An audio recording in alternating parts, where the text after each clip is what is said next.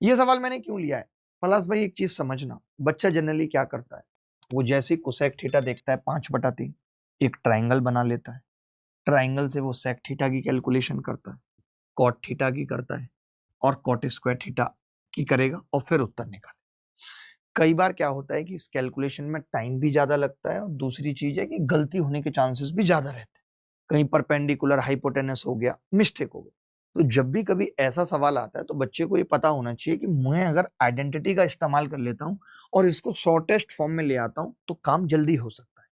जैसे sec square theta minus one, sec square theta minus one होता है ten square theta, और ये मुझे पता है कि one plus cot square theta होता है कोसेक स्क्वायर थीटा। मैं यहाँ पे दो चीजें लगा रहा हूँ, एक तो sec square theta minus one बराबर टेन स्क्वायर थीटा होता है, और एक one plus cot square theta बराबर होता है कोसेक स्क्वायर थीटा।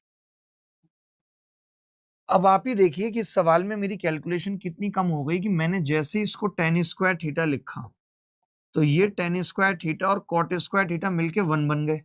ये तो वन बन गए जी, क्योंकि टेन कॉट आपस में उल्टे होते हैं, और one plus cot square theta cosec square theta हो गया।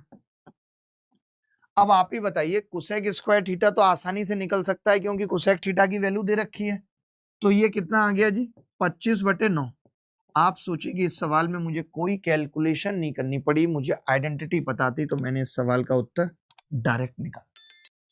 क्या कोई ऐसा बच्चा है जिसने इस तरीके से किया था? फटाफट से कमेंट करके बताएगा।